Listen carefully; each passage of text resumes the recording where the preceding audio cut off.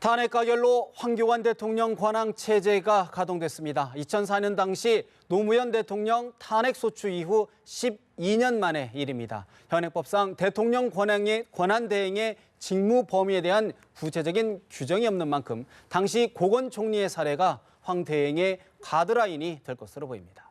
신세롬 기자입니다. 국회가 박근혜 대통령 탄핵 소추안을 가결함으로써 황교안 국무총리가 대통령 권한을 대행하는 과도 체제에 막이 올랐습니다. 문제는 황 대통령 권한 대행의 구체적인 직무 범위에 대해 명확한 규정이 없다는 점입니다.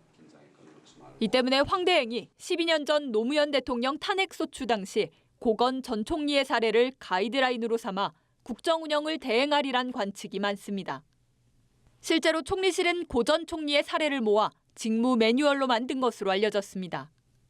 고 전 총리의 직무 수행은 주로 국방과 외교 분야에 집중됐습니다.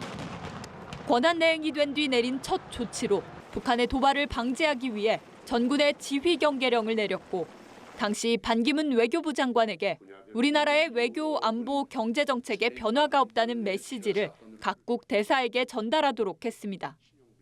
2달 넘게 이어진 대행 체제 기간, 고 전 총리는 청와대와 거리를 두면서 정부 서울청사에서 직무를 수행했습니다.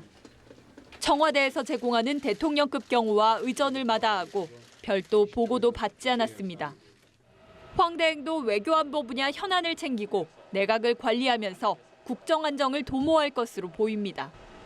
다만 야권이 황교안 대행 체제를 인정하고 적극 협조할지는 변수로 남아 있습니다. 연합뉴스TV 신세롬입니다.